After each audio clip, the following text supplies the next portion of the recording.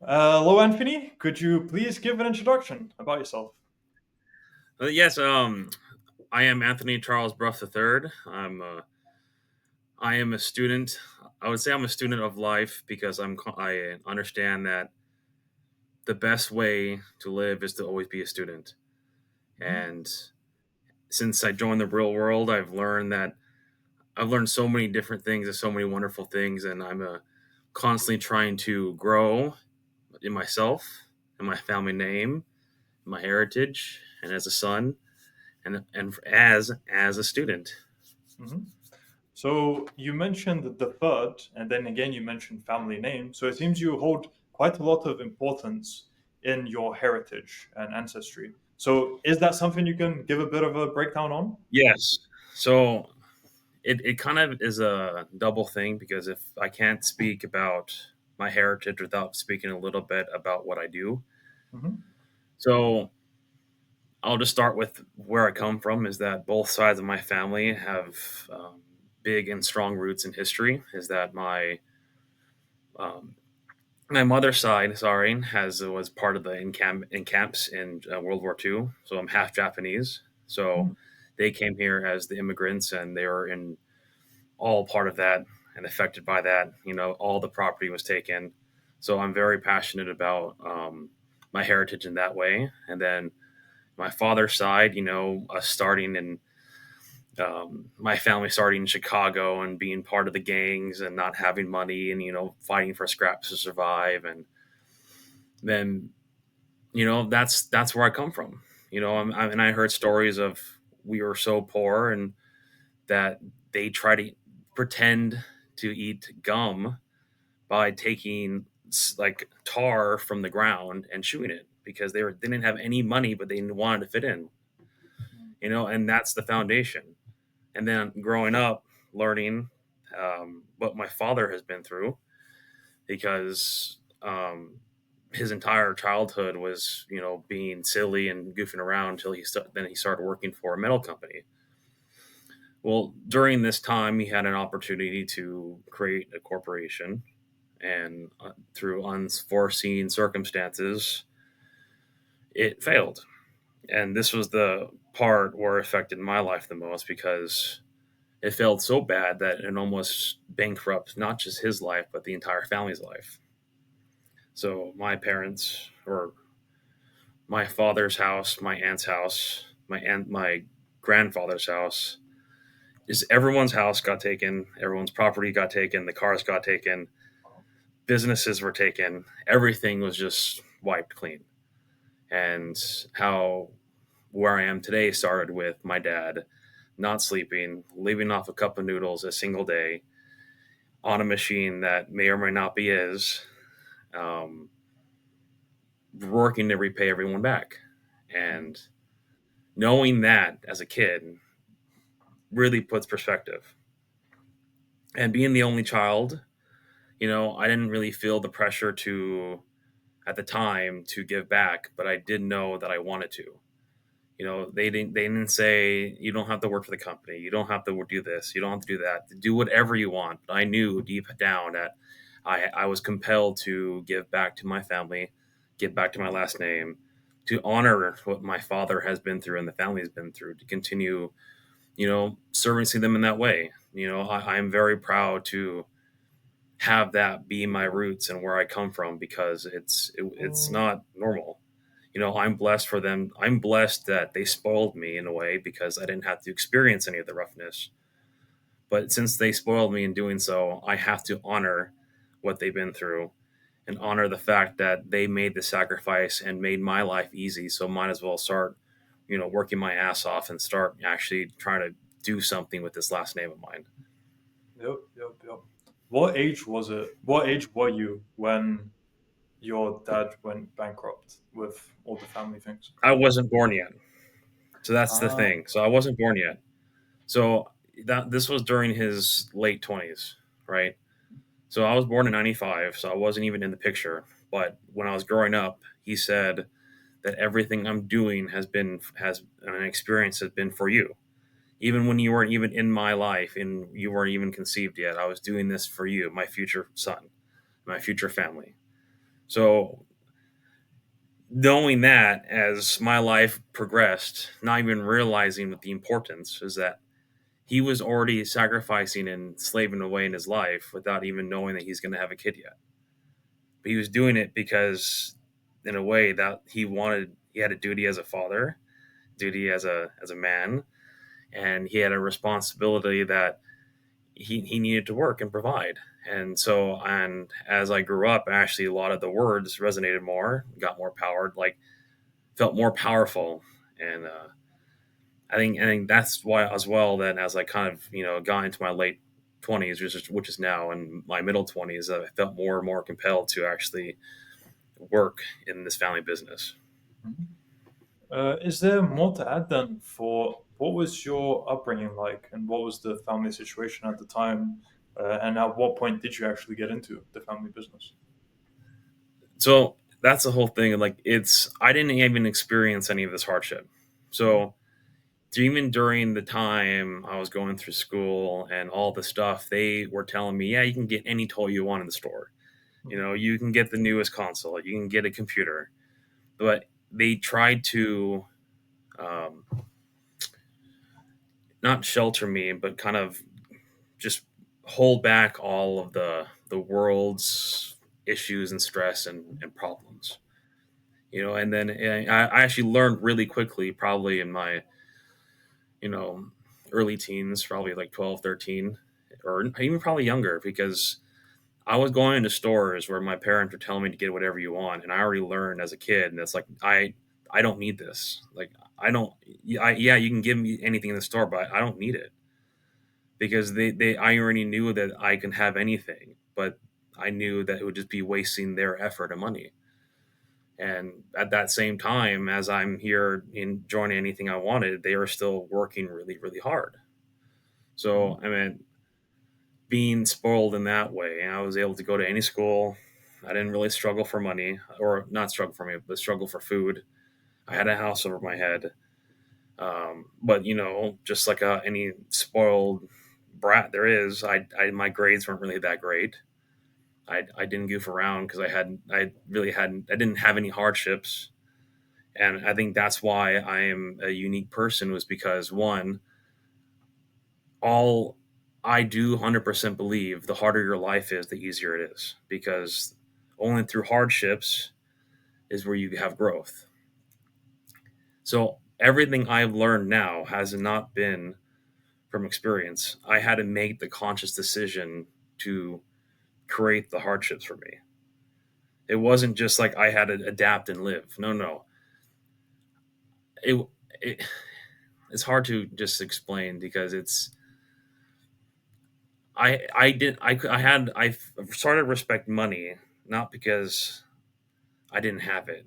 It's because I had so much, and I learned that it's something that I needed to respect. If that makes sense. Yeah, I have a question here. So let's say someone, let's say quote unquote successful, is raising a son.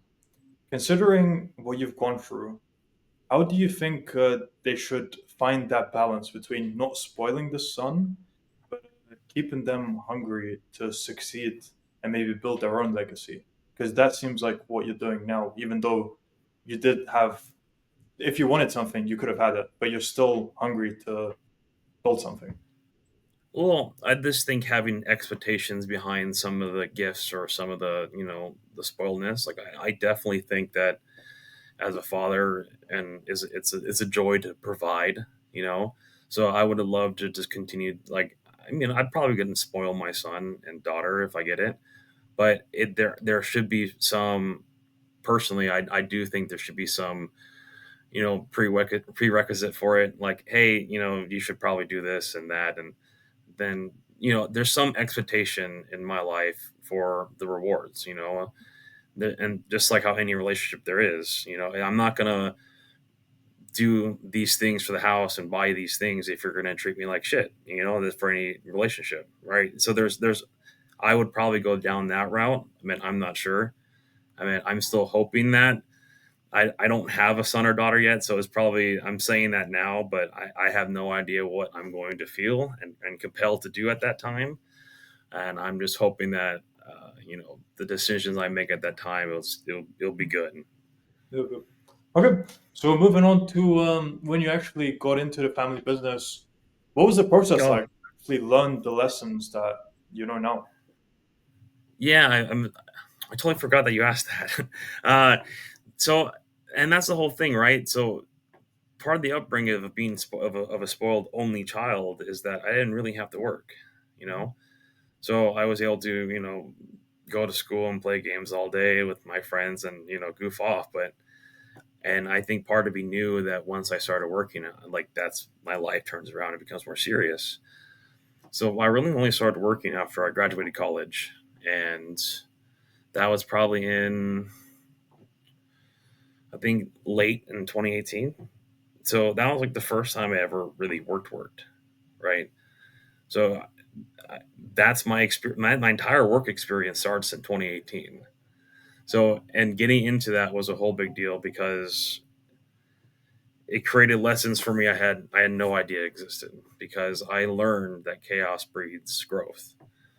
Because at the same time, it's the first time I'm ever working, already knowing that it's a multi-billion-dollar company. Both companies are million, I mean, not billion, million, multi-million-dollar companies. And here I am, just out of college, no work experience, trying to figure out everything, but smart enough to know what's wrong. Now being left because at the same time I had family health issues, and both my parents that were my support here had to take care of it. So now here I am, just like the owner's son, trying to trying to run the ship without like no experience. So I had to learn really quickly on what needed to happen and what needed to do, and that growth right there was probably the fastest I've grown in my entire life. And because that's where I'm like, okay, cool. I can't sleep in. All right, cool. I guess I have to sleep less. All right, wait. No, no, no. I gotta go. I gotta stay here longer because I can't. I had. Oh wait. All these decisions I had to make because I started realizing that the responsibilities at work are more important than sometimes the needs of my life. You know, so, and that was just the reality. The only way for my parents to, take care of my family members that were, in the hospital was for me to sacrifice my needs. And I think that is safe to say for all successful people. There's a reason why all these successful people are, sleeping in their offices or only getting 5 hours of sleep or not even sleeping at all, because they know that there's sacrifices that need to be made to achieve the dreams, achieve the goals, to make it work and happen. Mhm. Wow. And would you be able to give more specifics then? When you basically got thrown into the deep end, what kind of work were you doing? What sections were you learning of the business? Like, did you need to go and pick up calls? Did you need to go through the No, I logistics? did. Like, So I what did was? everything. So the issue with this family business is that you kind of have the hat in everywhere. You have multiple hats, and that's kind of a cliche thing to say, is to wear multiple hats. But in a small company, you do, because you don't have enough people. I mean, just right before this call, I was outside receiving a truck on a forklift. In this attire, because that's just what needs to be done. You know, and I'm fortunate enough to have a nice tight team here, but that is also the downside of it, is that I don't have the luxury just to stay in the office and make phone calls all day. When I first started, though, being that small company and being a family business, that's the other issue, is that sometimes the quality of things are incorrect and the quality of things are wrong and some steps are skipped. The entire this place was kind of, in all due respect, was a shit show, because here I am coming out of college. I know technology. I know what quality is. I didn't have work experience, but I had a head on my shoulder. So when I was here, I realized documentations was weird, formatting was weird. There's like the order of operations between documents to the orders and to the work was all weird and off. So during this entire time, I was, yes, like you said, I was making the phone calls. So of course I had to learn really quickly how to be comfortable talking, which was easy because my dad introduced me to everyone already. So I was just so right now everyone's my friend. So at the same time though, I was doing everything I'm doing today. Not being awkward on the forklift, not knowing how to drive a forklift. So I had to learn how to drive a forklift. That was my first time talking on the phone, so I was learning how to talk on the phone.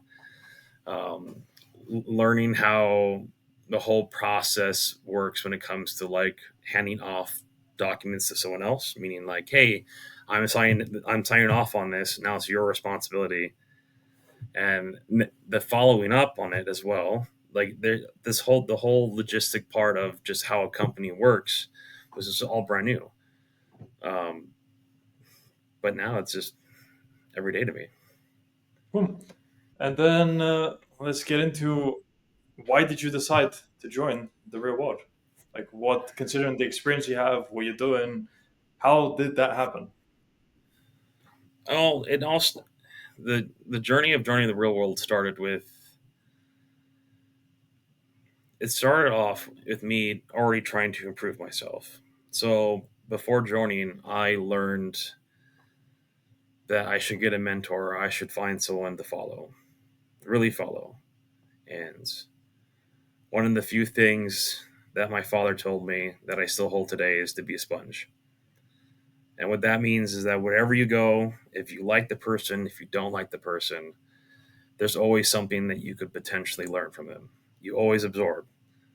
And just like how a sponge is, you can actually squeeze the water out and you can still hold all the gunk in it, and the soap in it and the dirt, right? So you can take and absorb everyone's knowledge, but then you can kind of keep what you want. And people may not like it, but I actually use Hitler as an example, right? The fact people don't realize that his art pieces are still studied. You can learn a lot from him as a great speaker because his speeches are still studied, right? So that's a perfect example. You can still use him as a model to learn, but you don't have to absorb all the other crap that he did, right? There's still some good. You can ignore the bad, and that's kind of how I delve into my first mentor, which is Dan Pena. And as I started to get more and more into his life and implementing more of his things in my life, I started realizing that I started to become outcasted. Not intentionally, but just my mindset, the, my views, especially as in my late 20s, I'm realizing there's not a lot of people even older than me that are this driven or this wanting, like, such a passion and filled with enthusiasm for success. There's not a lot of people out there.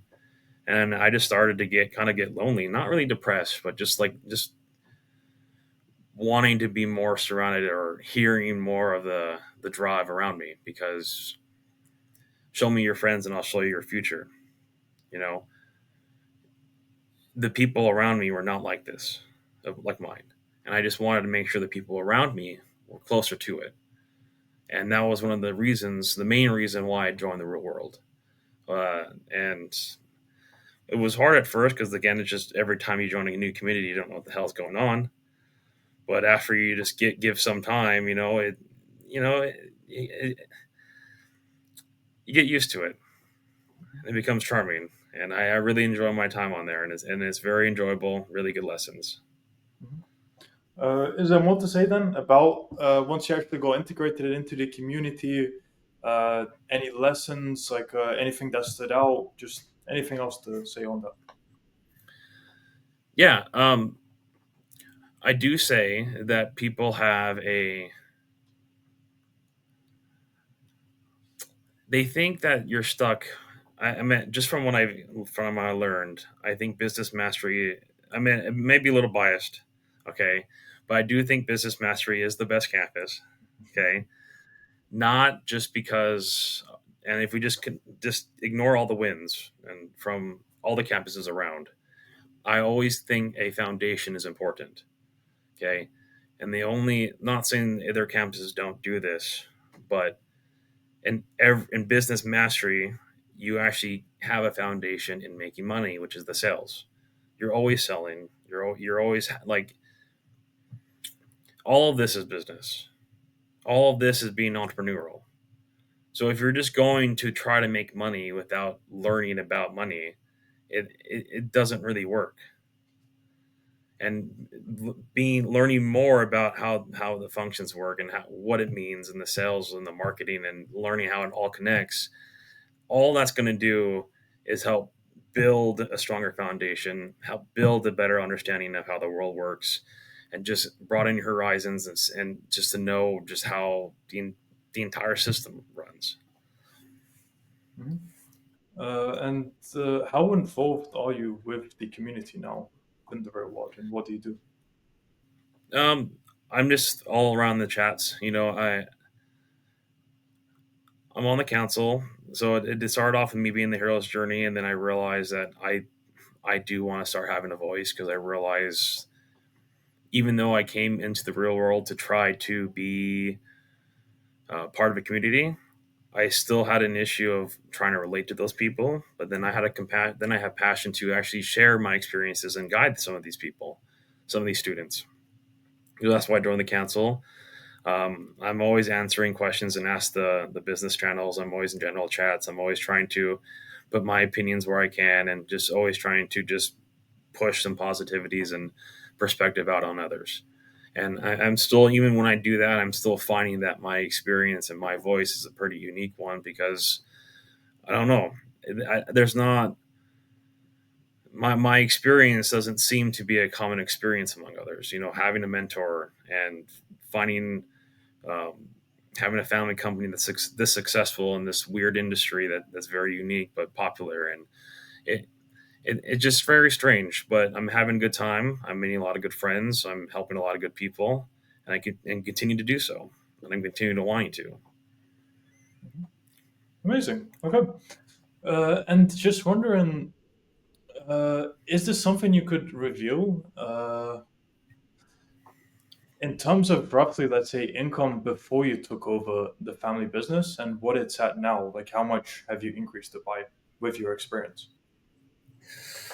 So as I think I've shared with some people on the real world, and I think as I got into council, you have to kind of put some money in or make some money. And I share this is that all the knowledge that you made on the real world can be learned outside and inside of it.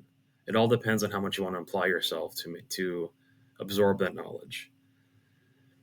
I'd say because the knowledge I've learned on the real world can be found outside of it, and I have found it, that from the real world, I probably made, I can't, I will give the monthly credit to it because it's the same knowledge. So right now, a month, my companies are making 1 to 3 million a month, and that's two of my companies combined. And I give the real world the credit. So again, I want to say it for the record: the real world's helping me make $1 to 3 million a month with my companies. Okay, and I say that because it just matter. Everything that you have in this world can be achieved if you just apply yourself correctly. And it's a very vague answer, and usually all these people always give vague answers, but it's true. There's nothing in this world that you can't do. And it's all about the mindset, especially with the business. It's all about the mindset. You say it's vague, but it is true. The If you output energy into the universe and you don't stop and you're relentless, you will get rewards back. That's just how it No, works. yeah, yes, People can't do it. I know. The only reason why I was saying that was big because everyone's like, "Oh, like what's the step? Like what's the steps?" Like, no, there is no steps. It's like that's all up. The steps are up to you. The Mhm, biggest thing is the mindset. 100%, the biggest thing is the mindset. Because if you actually wanted it, you wouldn't be thinking about the steps. You would just act. mhm. You would just act. If you really, really wanted something, you would just do it. And that's why it was like this some famous rapper, and I forgot his name, but that's what he was the one that quoted like if you want something as bad as you want it to breathe, like that's when you'll be successful. And if you can just imagine that statement, because like if someone's pushing your head under the water and you're struggling to breathe for air, like that feeling, that need for air, if you intimidate, like imitate that feeling with your success, you will be successful. Because that's how bad you have to have it. That's how bad you just need to win. And if you have that, then you know the first step. You're not afraid to fail. You're not afraid to win. You just act. You just fucking do it. Hmm. And that's what I like saying, because that's what Mr. Pena says. Hmm. My mentor. He just says that's the only 4 words you need. Just fucking do it, because that's all you really need to do. You don't overthink. You don't question. You just act and just act, and sooner or later it's going to work out, because that's the energy you're putting out. Hmm. And since you're participating in the community within the real world, I'm sure you've seen people who make many obstacles for themselves. Let's say it that way. So, what would you say have been That's a very polite way to say it. what would you say have been the biggest things you've seen that people just standing in their own way? In what ways? There's overthinking. Everyone's overthinking. Um, they're saying, "Oh, but X, Y, and Z is happening. Should I do this?" I'm like, "Have you even tried it?" I'm like, you're asking all these strangers on this platform to make a decision for you, right? That's not a question. Like, you're just asking for someone to pull the trigger when you're too afraid to pull the trigger. So, and that's the biggest thing I see. It's like, what should I do? What should I do? What should I do? It's like, there's no easy way out. There's no quick way to get to the goal.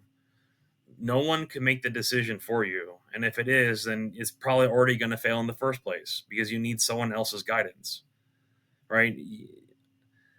The overthinking, I personally think, needs to stop. And that's why I always push, you just have to just fucking do it, because you just, there's just too much worry about the outcome of the actions that they're trying to do Mhm. all the time. And I think I don't know how else to say it without just continuing to rambling on the same thing, but that's it. Mhm. Okay, so let's give them some action steps. Let's say they do want to just do something. What would you say are the most important aspects of a business to focus on, or what actually makes a business in the first place? I always think it starts with your mindset. So one of the things I've learned is fear. Fear is just false expectations appearing real. So you should never be afraid to fail. You should always actually look towards. You actually should try to fail, Mhm. because, like I just said, through chaos comes breeds growth, and everyone's living in their comfort zone. And I just showed a post the other day. Is that I shared a post the other day to. No, that would just probably be rambling. That's okay. Uh, I'll quickly add, as long as you're learning from the failure, that's what you want to do. You don't want to just fail over and over and just not do anything with that. Like actually assess what went wrong and then implement steps to change that and try yeah, something else. I meant the whole point is that the main action step is just to take the action, Mhm. and the reason why there's lack of action is because of there's a lack of self-esteem. So the first step is to think within when you're without, because even the Tate brothers have said this. Even, I think it was back when his old Hustler University Mhm. videos or recordings. He was saying, for you to be the top G, you have to act like the top G, right? And that's the same exact thing. You have to act like you're the millionaire already. You have to act like you're the billionaire. Like, how do you see yourself? And how do you see yourself in the mirror? How do you see yourself mentally? What are the words that you use? Do you think that you're a successful person or not? All that matters. Like you said, the energy that you bring out into the world, the energy you receive. That's the same thing internally in how, like, the self esteem. Because once you start building up the self esteem and that foundation, you'll actually start being less afraid to take action. And right, that step right there, to take action, is how they just start, you know, taking the steps forward into the right direction, into success. Mhm. Okay, so since you're on this trajectory now and this mindset, everything, where do you see your life heading? What plans do you have for short term, medium term, and long term? Okay, so it's kind of, well, my 5 year goal isn't 5 years anymore. It's like 4 years. All right. So I have a lot of big goals for me. I do plan on, having an Aston Martin Rolls Royce. That should probably be at about in 4 to 5 years. In 4 years, I do plan on being on the top of the Fortune 100 companies, top 100, Fortune 100, whatever that's called, 100 companies, corporations in the world, to bring back my family's or my father's company name. So the company that failed back in, don't know what year, but it was called Brough Industries. I do plan on bringing that name back to enroll these two companies underneath that entity title. I do expect the valuation of these companies or to be valued at $1 billion or with the revenue of $1 billion. I don't know which one yet, but that's kind of the end goal in 4 years. Hopefully have at that time 2 to 4 kids. I'm gonna be living. I forgot the name of the address, but there's a castle in California that I'm looking at that I'm probably going to be living in. So I expect probably in 4 to 8 years going to be living in Burbank Castle in Hollywood, or I think it was a mansion in Bristol Street. I don't know the actual name of that one, but there's two places I'm planning on moving into, and I think that's about it. There's a lot of big other things, but it's more internal ones that don't won't really make sense. But and I say that because when values are clear, decisions are easy. Some of these people also on the real world don't have big enough goals, and I say that even if the goals are big enough, they don't believe it. They don't believe in themselves to even achieve it, or they don't even say it to themselves every day. I believe I can achieve these things. I know that once you set a goal for yourself, you can do it. And there's absolutely no, and it could be just luck. But with that being said, I told myself after I met my mentor is that actually no, yeah, I wrote a check for myself for $1 million. I wrote a check to myself for $1 million and I put it in my pocket or put it in my wallet. And in 2 years, my company received its first $1 million check. you know and so that could be luck, that could be coincidence, but that was the first time in the life of this company that has ever received $1 million check. So, and that just because that's the energy I'm putting out, that was my drive, that was my goal. And at that same year our company grew 100%. you know That's the Jim Carrey story as well. Same thing with him. that's why I did it, Yep. because um again, a lot of this stuff, this is kind of the bad side of being a sponge, because I just have so much knowledge, I just end up ranting.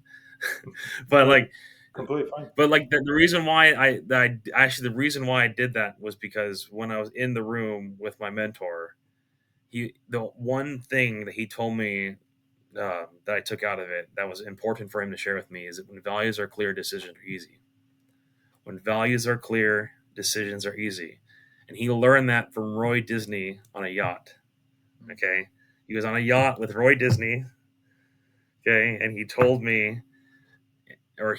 him that quote. And then he told me that quote. And I took that to heart because that was what he needed to tell me. And ever since then, I knew where my direction is. I knew how important that was. And that's why I wrote that check, because I remembered that story, right? It's like, let's just do it. Let's just see how it works. And then, as all the energy of the world combined, it happened, right? It just happens. Yep, yep, yep. Amazing. Uh, what steps or what roadmap do you have to get your company to 1 bill revenue? You can give a rough outline if you want. Um, let's see. I do have to get more employees. I have to get a new. It's not really an outline. It's like we're already there, but it's a matter of keeping up with the growth, Mhm. right? And part of that growth that can be seen on the real world I've been sharing is that, you know I grew my company 100%. Well, with all that excess revenue, I bought a shit ton of material and stock. Mhm. Well, for a distributor like me, the only reason how we can make money is to buy stock. And the lead time it takes for us to get this material is a year and a half to 2 years. So I Mhm. already have to plan that far ahead to try to anticipate the market. Mhm. Well, right now the market's shit. There's no orders, and I owe over $10 million, Mhm. right? So that growth, that roadmap to $1 billion, is to continue to work with the mills, the people who produce it, work with the and continue to build up stock, and in the same time try to become more of a corporation that's to that standard. I totally expect myself the next 4 years to become a board, like have a board, have a chairman, have my mentor be a chairman, find industry leaders, actually get a dream team going, and start making my dreams a reality. That's 100% going to be coming up in the next couple of years or so. But right now, there's just a lot of chaos in the industry and in this company that I haven't allowed me to make those steps yet. But Mhm. I'm still going for it. I'm still trying every day. I'm failing every day, and that's the key. But I'm also going to keep trying and keep winning every day, and I'm going to keep trying to push to get to those dreams. Mhm. Very cool. All right, Yeah, so I'll wrap up with a final question then. So, sure. with what you've seen inside the real world, for people who are unsure about joining because they're maybe thinking they might get scammed for $50, what advice would you have for those people Hmm. without laughing at them? Well, you laughed first right now, so it's not me. um, I do say that there's going to be risk with everything. People, that's part of the overthinking. They're thinking they're going to put money into this thing, into the real world, and think they're going to get scammed. Well, you can get scammed with just about everything else, right? In this world, you can also if you have a different perspective, you can think your Netflix account is also scamming you over time, right? And there's always risk to everything. And people need to understand usually paywalls are not paywall, especially for this, or is not just to make money, but is also to incite incentive. The only reason why there's a $50 there, and if you actually understand who the creators are, they don't really need the fucking money. They're I'm pretty sure the Tate brothers are pretty fine with money without the money from the real world. The only point that they're doing this is to create incentive for the students to actually give a shit about the lessons, about the knowledge. So I'd say for the people that think it's a scam, is that I would say to look internally first to see why do you think that is, and to know that the knowledge here is true. You know, it's a place that you can learn actual good knowledge about the world. It's a place that you can actually have immediate feedback on that knowledge, on your actions. A place where you can grow and create a community with other like-minded people. If you think it's a scam, then it's going to be a scam. But that's just like everything else.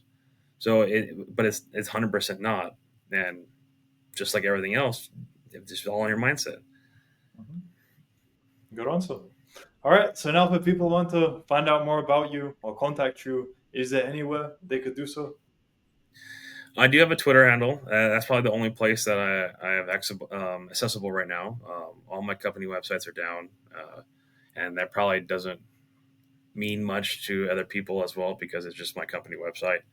So just be my Twitter handle at Teddy Brough. I don't know if you can put that at Yeah, in the it'll be information or not, in but the description of the video. So anyone's who's yeah, interested, check description will be done. And yeah, and Anthony. it, and I usually just post motivational, BS, and try to push more positivity out in the world. And for those who do realize what I just said, I did say Teddy because my nickname is Teddy. Um, and not a lot of people know that, but I do actually have that in my bio as well in the real world. So that's why it's Teddy Brough Mhm. on on Twitter. Okay. So yeah, in description. And Anthony or Teddy, whichever you prefer. Thank you for coming on and sharing your experience. Very insightful. I'm sure very valuable for people. I love listening to it myself. It's unusual at this point for me to be doing 40 minutes interviews. Usually it's half this time, but I really enjoyed this. So glad you're able to Well, share value. I, I'm glad that you have the patience for me because I have learned I've come to understanding that I rant a lot, and so I do apologize. It was over the normal time, and I do Oh, apologize that if some of the information was kind of scattered, but I just have so much. I have so much knowledge. I love to give out and to help people, and to just it's almost vomiting, but it's all good, and I know it can help. I know it can stick with some, it might not stick with others, but it's all good, and I just mhm. love doing it. Yeah, I'm happy that I mean, you say rambled on. To me, it wasn't rambling. It was giving valuable insights for people. That's why I was completely fine with letting it go on. But yeah, we'll wrap up here. Thank you for coming on, and I wish you all the best for future. Thank you for having us. Thank you for having me. I'm sorry, but thank you for having me. I appreciate everything.